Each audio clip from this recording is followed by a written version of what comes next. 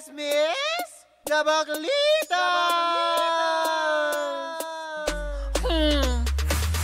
Same pero iba! Kayo patuloy pa rin pong nakatutok at nakikinig sa number 106.7 Energy FM. Pagga, wag mong sabihin radyo. Sabihin mo! Yan, dapat ganun kataas ang enerhiya na Lunes. Kailangan hatakin natin ang mga enerhiya natin. Sino ka dyan? O, diba? Aling sigaw ka dyan. Kaloka yun. Anyways, ako pa rin po si Kapitana Sisa. At ako naman yung Tinakora. At kayo patuloy pa rin pong nanonood at ang kikinig sa Baklitas! Woo! Woo! O, diba? Hello pa rin po sa lahat ng ating mga pangga na nakikinig sa atin na lalong-lalo na sa may La Huerta, Parañaque. Hi! Hello po sa inyong lahat. I love La Huerta. Yes. Hi po, magandang araw po sa inyong lahat. Mare, nakikinig din sa atin ngayon. Ang mga sino? kalalakihan ng CLX Auto Detailing. Ay, taro. Na pinangungunahan ng kanilang boss na si Rome. Ay, hi, Rome. Hi, Rome. Pogi to, Mare. Hi, Rome. I'm single for 4 years na. Turning 5. Hoy, What? 4 years and ilang Counting. months? 4 years and 6 months. Oh, di ba? Bilang na bilang. Paano hindi magkakajowa ang lola mo? O, bakit? Kung saan pumunta, nakikilala. Oo nga, bawal na. Nakakaloka yun. Ako rin diba? yun mo. Sorry, talent ko yan. Habang nagpa-programa, humuhuli na lang. Anyway, Mare, hindi lang ano yan. Eto magugustuhan to ni Kuya Obet tsaka ni Chang Ami. Na ano? Kasi nga, Mare, nitong mga nakaraang araw, ay nai-issue na naman ang Ang alin, E80. sino na naman? Dahil, Mare, doon sa kumakalat na viral video na na-screen capture sa programa nila sa isang episode na Vortas 5. Alam mo, ang hirap na ngayon, yung mga netizen, lagi may mga resibo. At saka, Mare, naluloka ako. Habang tumatagal hanapan ng pagkakamali sa isa't isa. Correct, diba? Yung batuhan ng, alam mo yung batuhan ng putika. Oo. Diba sabi nga nila, may kasabihan nga sila. Ano? Kung alam mong malinis ka, diba? Una kang bumato ng putik. Akala ko mali. Kung malinis ka, di nakaligo ka. Hindi kinaputulan ng tubig. Correct, diba? Kaya ka gaganda dahil sa Simply G. Ay! Eto na nga ang chika. Lalo kang gaganda para amoy yayamanin. Hindi ka mag-aamoy amoy araw sa Simply G. Maligo ka, gamitin mo ang bango talaga ng Simply G. Correct. Diba? Tapos magkape ka pa. Diba? Mga ganong aspect. Dami ng produkto. Ito ang chika, Mare. Ito promotion. Ito nakakaloka, Mare. Dahil nga kumakalat itong video na to ng E80 na ang kwento nito, Mare, ini-interview kasi ni Mama Alan. Sino? Yung contestant. Kasama si Miles. Miles Ocampo, di ba? Miles Ocampo. Ayan, pa. Ang gwapo nitong Vortas 5 na to. Yan yung yan yung nagiging controversial. Yes, isa siyang guro, Mare, actually. Ngayon, na tanong siya ni Mama Alan na anong karir mo, Kemerut Barurut? Ngayon sabi nitong itong si Kuya, dati siyang guro. Dati? Dating guro. Okay. Ngayon ang sabi nitong itong si Mama Alan, mahaba ang pasensya sa mga bagets. Tapos sabi naman ni Miles, magaling to sa mga bagets. Ang sabi nung habang nagsasalita si Mama Alan, umadlib. Umadlib naman yung yung contestant. Oo, mahaba to. Ngayon, Mare. Ayan yung clip na yun. Portion na yan. Fairness, tapos, cute, ang gwapo naman niya. Diba? Natitigilan tayo pag pinapakita yung picture. Hindi, diba? Tapos, ngayon, Mare, hindi na sana mahahalata ng lahat. Kaso itong si Mama Alan kasi, halatang syempre nag-iingat. Kung magka-conscious. Pinalo niya sa braso. Tinapik niya sa braso. Sabihin, parang sinasaway niya kasi baka nga kasi mabigyan ng ibang pakahulugan. Pero ako, to be honest, Mare, nung nire-review natin yung episode na yun, parang para sa akin, wala namang mali siya. Wala. Ako para sa akin, kasi wala naman siyang maling sinabi, mahaba to. Ibig sabihin, pinatutungkulan niya dahil ang pinag-uusapan nila ay pasensya. Yes. Diba? So, Anong issue? At saka para makita mo na kinokontrol or Oo. pinagbabawalan ka, mag-ingat ka sa Correct mga sasabihin. Oo. Alam natin na halos lahat ng shows ngayon ay nag-iingat. Correct. Lahat nagbabantayan Oo. na nagaganito. Ngayon, Mari, nagkaroon lang naman ng mga mali siya itong mga bagay-bagay na to, lahat ng mga gesture Oo. nitong mga nitong EAT, Oo. nung episode na yon. Oo. Dahil sa mga nagkalat na issue nga, dahil dun sa pagkakasuspinde nila may vice ganda. Correct. So, parang ang binabato ngayon nitong mga netizen Oo. na ayaw dito sa EAT, Oo. sana daw masuspindi din daw sila. Sa ganong aspeto, agad-agad naman. Kasi daw double meaning daw. Sino nagbigay ng meaning? Di ba yung sila mga manonood din? Oo. Hindi na, katulad nga ako, di ba? Bakla na ako, di ba? Oo, na tipong ganyan. Alam ko yung pinatutungkulan niya, pero para sa akin, di ba, nung time na sinabi niya yon na, hindi mo kaagad naisip na yun ang hindi nga naisip ko kung ano man pero may tumatawag, sandali, wag kang tumawag, naka-ere. Nakakaloka. Oh, di ba? Ngayon, Mare, hinihintay pa rin natin kung magbibigay ba ng pahayag ang EAT. Feeling ko naman, feeling ko dapat hindi na kasi para sa akin lang, hindi ko sa kinakampihan yung episode na yun. Kaya lang ako bilang manonood nun, ang linaw nung usapan kahit saang anggulo mo tignan. Ang pinag-uusapan ay pasensya.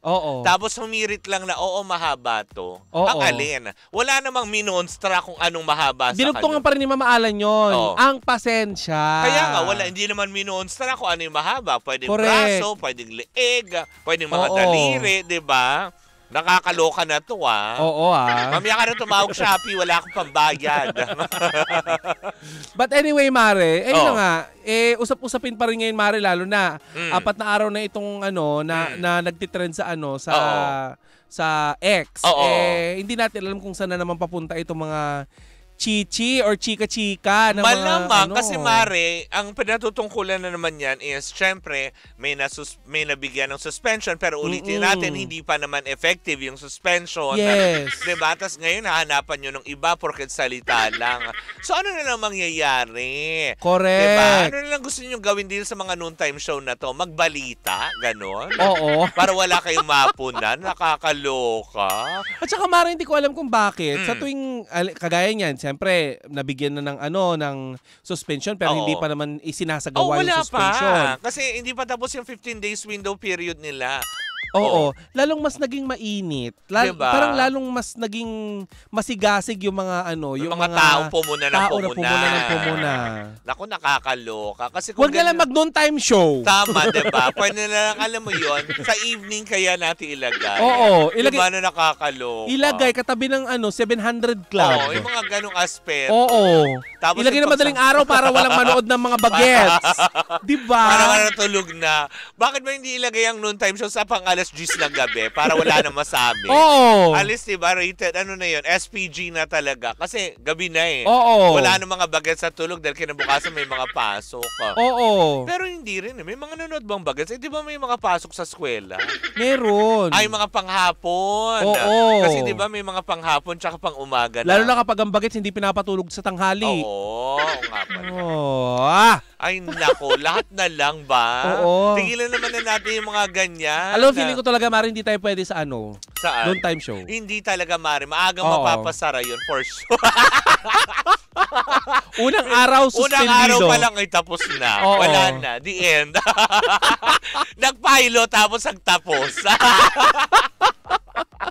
Nakakaloka. Ay, naku. Pero anyway, sana ang napansin lang natin sa issue na to, ang gwapo ng contestant. Tama, yun lang. Diba? Oo. May mali siya pa rin ba doon sa sinabi natin? Wala. Talagang Gwapo. gwapo naman talaga. Kaaya-aya yung itsura. Tigilan nyo na maghanap ng mali sa iba. Hindi kayo perfecto. Oo. At saka kung nadidisiplina man, di ba? Oo. Kagaya ng alam mo, sinabi ko talaga, Mari, nitong nakarang araw, lalo na sa mga kaibigan ko nagme-message sa akin. Sabi ko, ang MTRCB naman, nandyan yan para magpatupad ng pagdidisiplina. Tama. At nakawastong panunood sa mga Tarot. Diba? Hindi, tsaka okay lang naman na may manood na bagets basta dapat may striktong patnubay ng magulang. Yes, kaya nga may PG, Diba? R30. Correct, diba? Yung mga ganong classification. Oo. Kaya natin, alam mo yung kung general patronage, kung feeling ba naman ng mga matatanda, actually, nasa sa magulang yun eh. Oo. Diba? Na kung alam nyo din naman medyo masela na yung pinag-uusapan, bakit kayo, iilipat nyo muna ng channel? Sabi ng mga netizen na kumukontra sa MTRCB, may mga pagkakataon daw na ang mga magulang nasa trabaho at bata lang yung nandun sa loob ng bahay. Bakit walang kasamang matanda yung sa loob ng bahay? Oo, bakit mo hahayaan? Nandun pa din yun nasasakasama. Oo. Kasi 'di ba, ang bata, alam mo yun, may layang pumindot ang channel. Kung ikaw ay may, alam mo, yung striktong patnubay ng mga nakakatanda, kung alam mo naman, maselan, wag mong panoorin yan. May mga portions na alam mo ikaw, din. Mare, may bata kayo sa bahay. Paano mo kinokontrol yung panonood ng Hindi sila pamangkin nanonood mo? ng TV. Anong ginagawa lang? Kumbaga parang lagi silang nasa educational program. Talaga? Oo, like yung mga cartoons. Pero may mga cartoons kasi na hindi rin akma para sa mga bagets. Yes. Kaya, alam mo yun, minomonitor din namin. Kaya even sa mga gadgets nila, nakalock yung mga... Naka-kids mode. Oo, kumbaga parang namomonitor din namin through cellphone kung ano yung pinanonood na, kung ano yung mga ganito, yung mga ganong aspeto. Kaya very strict sa bahay namin. Tsaka, Correct. pagdating ng hapon, ang mga bagets talaga pinatutulog namin. Parang kung ano yung practice namin before, ganun pa din. Diba? Diba ang sarap kayo nung dating panahon, yung kapag alas 3 na maririnig mo yung You Die, Jesus. Oo, yung diba? 3 o'clock habit. Oo. Diba? Yung mga ganun. Meron pa bang pumapansin nun? Wala na. Wala. Ang tanong, Mari, meron pa ba yun sa TV? Meron. Diba? Diba? Wala lang pumapansin.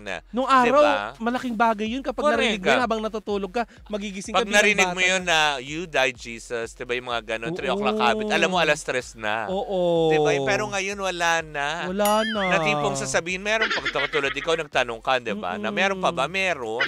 Hindi lang pinapansin. Kasi ang tao, napapansin lang ang Panginoon pag may problema. Oo, diba? Pero pag masaya sila at madaming blessing, wala. Diba? Siguro, Mari, no, yung mga ganyan, no, kailangan i-boost yung mga ganyang klase ng programa. Correct, diba? Mga family-oriented. Correct. Nakakalimutan na nila dahil masyado na silang masaya sa kanilang mga buhay. Nakakasad. That's a sad reality, man. Correct. Anyways, diba, kung saan man hantong ang usapin na ito, pero para sa akin, sa tingin ko, alam mo yun, hindi rin dead mahina lang to kasi parang ang OA na. Ang OA, kada kibot, ano yan, MTRCB. Ano yun, wala sila ibang gagawin doon? Oo. Diba? Madami din silang babantayan yung mga pelikulang na papalabas ngayon. Oo, lalo na lalapit ng December, may Metro Manila Film Metro Festival. Manila Film Fest, diba? Yung mga ganong aspeto. Anyways, ayan, at sumayin nyo na naman ang mga balitaan ngayong Lunes ng umaga. Bukas po magpalitaktakan na naman tayo para sa mga umatigabong chikahan na dala-dala ng dalawang bakla. Baklang ano, Mare? Baklang may ilong. So, may mga ibaklang walang ilong? Baklang nagpailong. Ako po si Kapitana Sisa. At ako naman, yung Tita Cora.